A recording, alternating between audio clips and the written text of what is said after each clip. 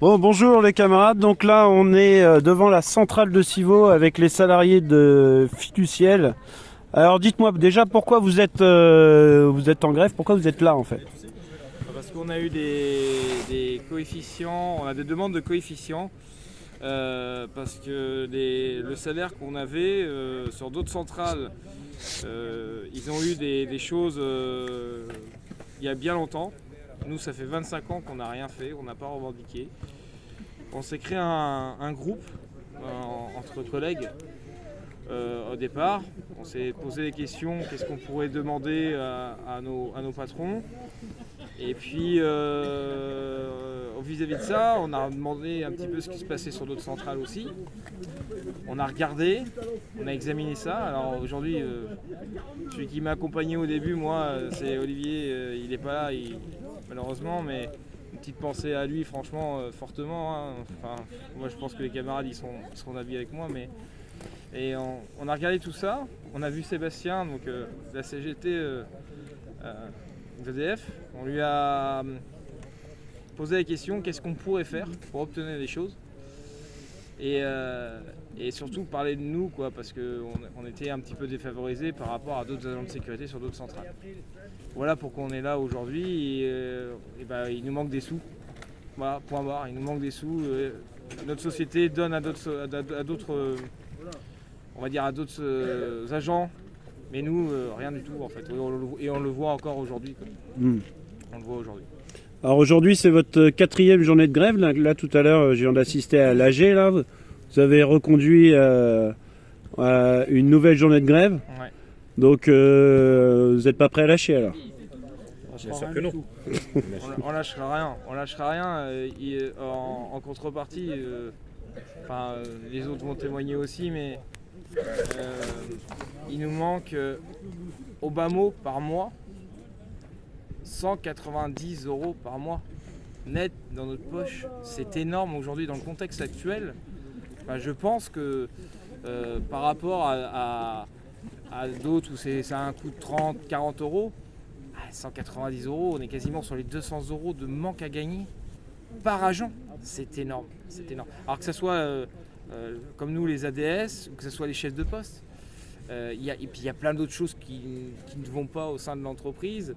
On a découvert plein d'autres choses, on a mis un petit peu comme dirait l'autre, le coup de pied dans la fourmilière et que ça crée beaucoup de tensions dans le sein de l'entreprise. Alors surtout dans le bureau, hein, parce que nous personnellement, on n'a pas de pression trop, mais le malheur, c'est qui se passe, c'est que on est toujours là avec nos salaires qui sont bas, quoi. Et quand on l'a dit tout à l'heure, ils viennent chialer pour une prime, ils nous donnent 4,20 € de prime panier.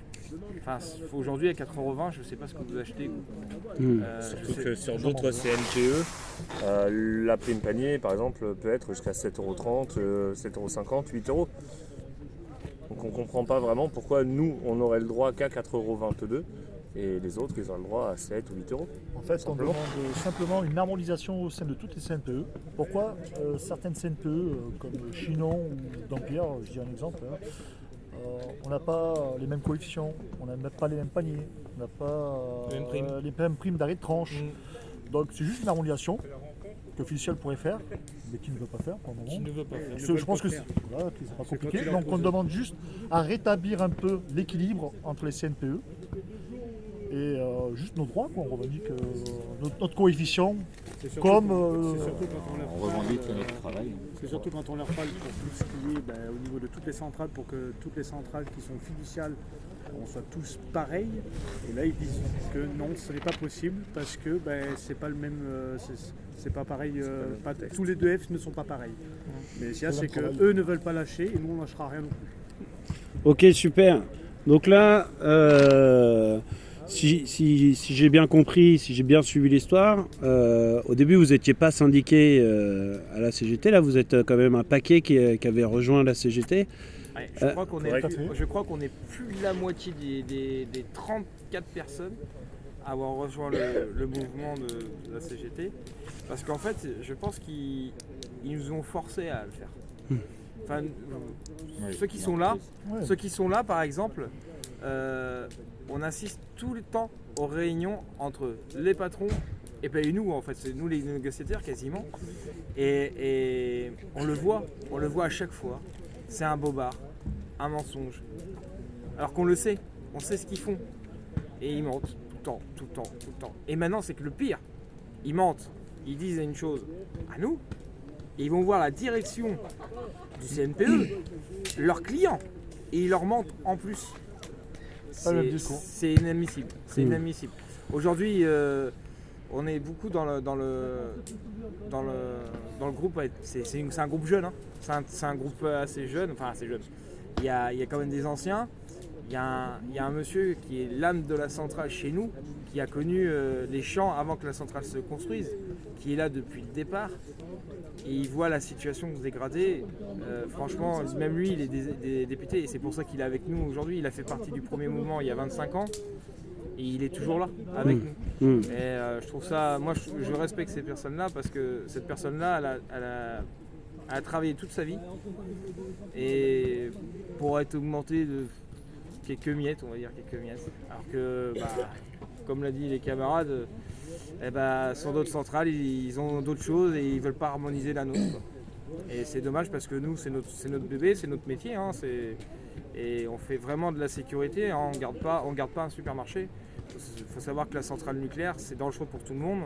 On rentre en zone nucléaire. Hein, nous, les agents de sécurité, tout le monde dit non, vous rentrez pas en zone nucléaire. On rentre en zone nucléaire. On a les habilitations pour rentrer en zone nucléaire. On le fait pour subir des prestations sécuritaires. Et c'est tous les jours de la pression. On a une carte pro à tout moment qui peut s'envoler. C'est-à-dire que si notre carte pro s'envole, on perd notre travail. On perd notre travail. Faut bien valoir ça aux gens. C'est qu'aujourd'hui, nous, la moindre bêtise, ça nous retombe dessus. Et d'ailleurs, puisque tu parles de ça, est-ce que vous pouvez m'expliquer plus simplement possible quel est votre métier en fait et quelles sont les conséquences de la grève pour l'entreprise? Alors, on est agent de sécurité confirmé au sein de la CNPE Civo. Hein. De toute façon, agent de sécurité, hein. On est le premier échelon au niveau sûreté de la centrale. On fait des contrôles d'accès au niveau protocole aux baisses d'entrée nord, contrôle facial, DTM, ce qu'on appelle tout ce qui est magnétique. On laisse passer personne avec des objets métalliques, des armes sur eux tout simplement. Et contrôle des bagages systématique au niveau des contrôles RX. RX, donc c'est une radioscopie, hein, comme à l'aéroport. Comme à l'aéroport, on fait si on trouve une anomalie d'un bagage, on interdit l'accès tout simplement. Hein, et on déclenche l'alerte en premier échelon, on va dire, au niveau de la protection de site, qui font intervenir aussi les gendarmes dans la foulée, tout simplement. Donc on est quand même le premier échelon. La première mesure défensive passive. C'est-à-dire que et de facto la plus exposée. Et la plus exposée. Parce que si jamais il y a un problème, on est censé bloquer l'accès et donc bloquer la personne avec nous.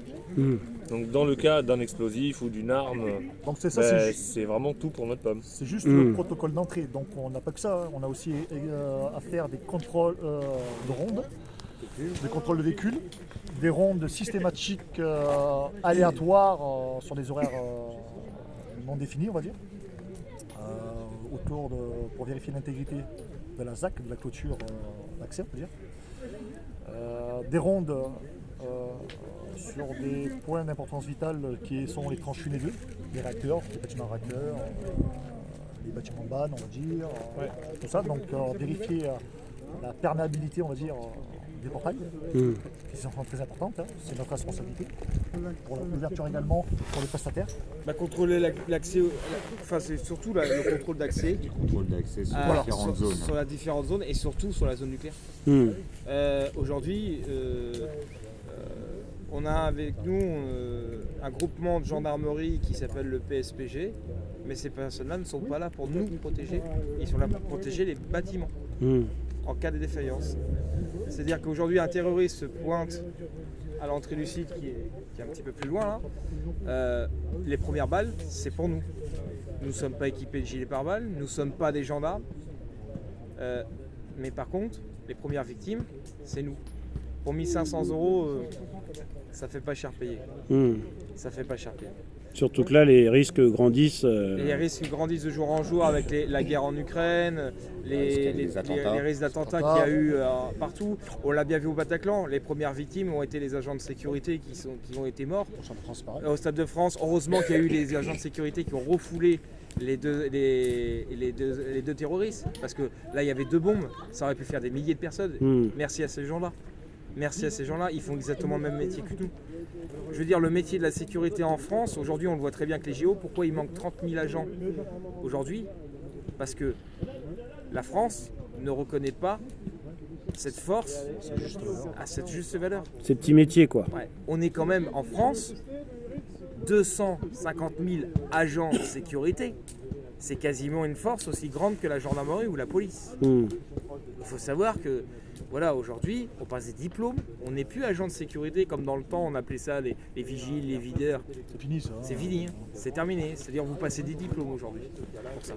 Et je trouve pour le manque de reconnaissance de certains, et là on le voit très bien avec une direction qui en plus sont une direction qui ont pris de la sécurité et c'est une boîte qui ont plusieurs échelons à leur actif, de la banque, domaine de compétences, juridique, avocat, environnemental, droit juridique, tout ce que ils ne sont pas du monde de la sécurité. Voilà, ils ne connaissent pas grand-chose. Étant ancien militaire, étant ancien gendarme, ça fait mal de voir ce genre de personnes à la tête d'une entreprise de sécurité et qui viennent vous donner des leçons en sachant qu'ils ne respectent même pas eux-mêmes leurs consignes. Et n'ont surtout jamais fait le métier. Et ils l'ont pas fait, oui, exactement, ils l'ont pas fait. Non, ils connaissent rien. On dit tiens, c'est un métier à... Donc là, la lutte, elle est prête, elle va continuer jusqu'à la victoire. Et bah, tout à fait. Voilà, Tout à fait. jusqu'à la victoire. Aujourd'hui, on est en train de négocier surtout ce qui est important, c'est le salaire. Il faut négocier le salaire. L'évaluation d'ailleurs, parce que nous, on fonctionne par coefficient. Aujourd'hui, on essaye d'augmenter des coefficients pour les chefs de poste, voilà, qui sont là. On essaye d'augmenter les agents, voilà, et les signaux aussi, parce qu'on a des signaux explosifs.